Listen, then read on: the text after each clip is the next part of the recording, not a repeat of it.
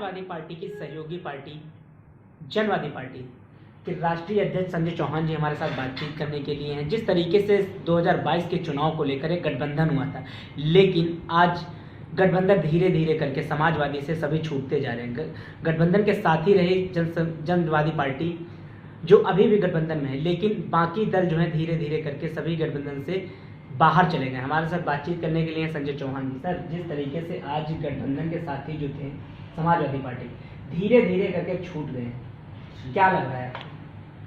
देखिए, उत्तर प्रदेश की सियासत में सिद्धांत विहीन दलों का एक बड़ा दलदल बन गया है, जिनकी न तो अपनी कोई पॉलिटिकल आइडियोलॉजी है, न जिनका कोई बड़ा उद्देश्य है, बल्कि अपने व्यक्तिगत हितों और परिवार के हितों की राजनीति करते हैं और अपने हित को ध्यान में रखते हुए बड़े दलों से गठबंधन करने का प्रयास करते हैं और बड़े दलों के सहयोग से सदन में पहुंचने का प्रयास करते हैं।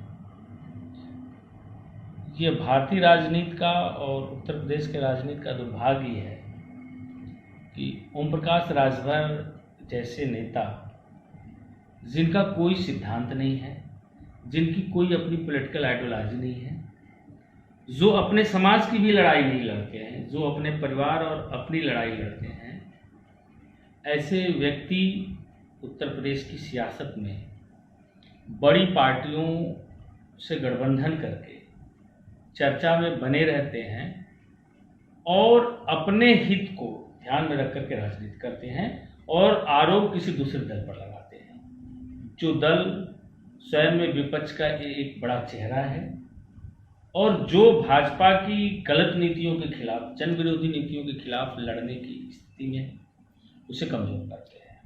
समाजवादी पार्टी की तरफ से लेटर आया शिवपाल सिंह यादव के लिए और ओम प्रकाश राजभर के कि जिन्हें स्वतंत्र कर दिया गया, तो क्या लगता है आपको कहीं कुछ देरी हो गई, तो पहले स्वतंत्र कर देना चाहिए? देखिए, निश्चित तौर पर अखिलेश यादव जी की ये सोच थी कि पिछड़े वर्ग की एकता को कायम किया जाए। पिछड़े वर्ग में राजभर बिरादरी भी 10 जिलों में अपनी एक स्ट्रेंथ रखती है, जिसका वोट है, तो उनकी सोच थी कि कोई छूटने न पाया और उसी क्रम में उन्होंने ओम प्रकाश राजभर से गठबंधन किया था।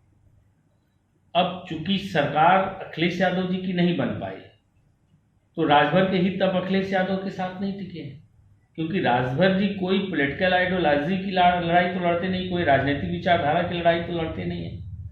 वे अपने बेटे को सेट करना चाहते हैं, अपने दूसरे बेटे को सेट करना चाहते हैं। वे सियासत के करीब रह करके राजनीतिक सौदेबाजी करना चाहते हैं। तो ऐसे परिदृश्य में अब उन्हें नहीं लगा कि अब हमारा हित बीजेपी में ज़्यादा सुरक्षित है, तो अखिलेश जी को बुरा भला कह करके बीजेपी के गोद में खेलने का प्रयास कर रहे हैं। और अखिलेश यादव जी ने काफ़ी प्रयास किया कि गठबंधन बना रहे हैं और सब जातियां, पूरे बैकवर्ड दलित जातियां इकट्ठा होकर के भाजपा के खिलाफ 2024 में लड़े। लेकिन अब वही मैंने आपसे बताया कि जिन दलों का अपनी कोई वैचारिक पृष्ठभूमि नहीं होती, ओम प्रकाश राजभर की अपनी कोई व्यक्तिगत राजनीति नहीं है, अस्तित्व तो नहीं है। वे राजनीति के परजीवी हैं, पैरासाइट हैं। उन्हें खुद को जिंदा रहने के लिए एक मजबूत आधार की जरूरत है, एक मजबूत पार्टी की जरूरत है, नहीं तो वो खुद भी खड़े नहीं रह पाएंगे। 2019 के लोकसभा का चुनाव रिजल्ट उठा करके देख लीजिए, ओम प्रकाश राजभर से किसी दल ने गठबंधन नहीं किया, तो किस लोकसभा सीट पर वो अपनी जमानत बचा ली है? 10,000-12,000 वोट पाए लोकसभा में। समाजवादी पार्टी अगर 2022 में इनसे गठबंधन नहीं करती, तो ये खुद विधायक नहीं बन पाते। अब यह है कि अपनी एक छोटी सी राजनीतिक गोलबंदी बना लिए हैं और उस जातीय गोलबंदी बना लिए हैं और उस जातीय गोलबंदी के आधार पर अपने परिवार और अपने हित की राजनीति कर रहे हैं, और जो बहुत लंबे दिन तक उत्तर प्रदेश की सियासत में चलने वाला है। अच्छा, आप भी समाजवादी पार्टी की सहयोगी पार्टी हैं, लेकिन जिस तरीके से आज जो गठबंधन के एक दूसरे को लेकर जो बयानबाजी हो रही, उसको आप कैसे देखते हैं? देखिए, क्रिया की प्रतिक्रिया तो होनी है। आप किसी को लगातार गलत साबित करोगे तो आपकी गलतियों पर भी तो उंगली उठेगी। ओम प्रकाश राजभर को कौन नहीं जानता है जो आदमी जिला पंचायत तक के टिकट को बेचता है, वो विधानसभा का टिकट भी नहीं बेचता होगा, ऐसा कोई मानेगा? उनके लिए राजनीति एक मिशन नहीं है, सियासत देश और समाज बनाने के लिए नहीं है, उनके लिए राजनीति एक व्यवसाय है। और वो व्यवसाय कर रहे हैं बाप बेटे परिवार पूरा मिल करके, और इस बात को अब राजभर भी समझने लगा है। 47 डिग्री टेम्परेचर की बात करते हैं कि मैं लोकसभा के उपचुनाव में समाजवादी पार्टी के लिए वोट मांगा। ओम प्रकाश राजभर इस लोकसभा के उपचुनाव में 50 राजभरों का बूथ उठा करके दिखाएंगे कि ये राजभर बिरादरी का बूथ है और समाजवादी पार्टी को वोट मिला है। 10% वोट भी राजभर बिरादरी का समाजवादी पार्टी को नहीं दिला पाए। तो ये अब अपने समाज के भी लीडर नहीं रह गए हैं, क्योंकि इनका समाज भी अब समझ गया है कि ओम प्रकाश राजभर ये अपनी राजनीति और अपने बेटे की सियासत, अभी इनके बेटे को MLC बना दिए होते अखिलेश यादव तो 10 कदम और चले होते समाजवादी पार्टी के साथ। तो समाज भी समझ गया है और अब इनके झांसे में आने वाला नहीं है। ओम प्रकाश राजभर की राजनीति का दौर खत्म हो गया है और उन सभी छोटे दलों का दौर खत्म होगा जो विचारधारा की राजनीति है। ओम प्रकाश राजभर का भी एक बयान दिया है जिसमें कहा है कि 16 सीटों में 12 सीटें अखिलेश यादव ने अपने हिसाब से देते और उनका जो 9 रत्न उन्होंने इसके पैसे से लिए हैं और उनके वसूल भी।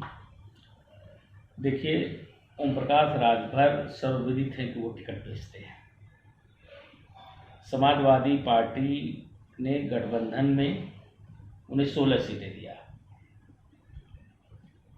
12 सीटों पर पहले से ही तय था कि सिंबल उनका होगा कैंडिडेट समाजवादी के। समाजवादी पार्टी ने अपने कैंडिडेट दिया, बाकी वो 4 सीटों में 2 सीट तो अपने बेटे को और खुद हो गए, और जो 2 सीट दिए हैं, आप जखनिया वाले कैंडिडेट से पूछो, बेलथरा रोड वाले कैंडिडेट से पूछो कितना पैसा दे देकर उनसे टिकट लिया है। इनके कैंडिडेट खुद ही कहते हैं। तो जब हमारे खुद ही कहते हैं कि सुपवा तो सुपवा चलनी हो हंसे जिसमें 72 छेद, जब हमारे अंदर खुद ही इतने छेद हैं तो दूसरे के छेद पर उंगली नहीं उठानी चाहिए। क्या कहेंगे ओम प्रकाश राजभर के लिए? ओम प्रकाश राजभर कोई सैद्धांतिक लीडर नहीं है, जिसकी कोई अपनी विचारधारा नहीं है, विचारहीन व्यक्ति हैं जिनका कोई पॉलिटिकल आइडियोलॉजी नहीं है।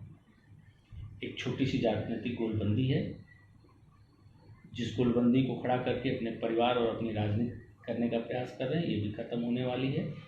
और उत्तर प्रदेश की सियासत में वो एक अब ऐसे चेहरे बन गए हैं कि जिसके साथ खड़े होंगे उसी को खिलाफ काम करेंगे, जिससे दोस्ती करेंगे उसी से दगाबाजी करेंगे। तो इनका चेहरा अब भरोसे वाला राजनीति में नहीं रह गया है और मैं नहीं समझता हूँ कि अब कोई भी बड़ी पार्टी इन्हें अपने साथ खड़ा करेगी और न करना चाहिए इसे व्यक्ति को सियासत। बहुत बहुत शुक्रिया। ये थे हमारे साथ जनवादी पार्टी के राष्ट्रीय अध्यक्ष संजय चौहान ने, जिन्होंने इंडिया 7 पे अपनी राय रखी।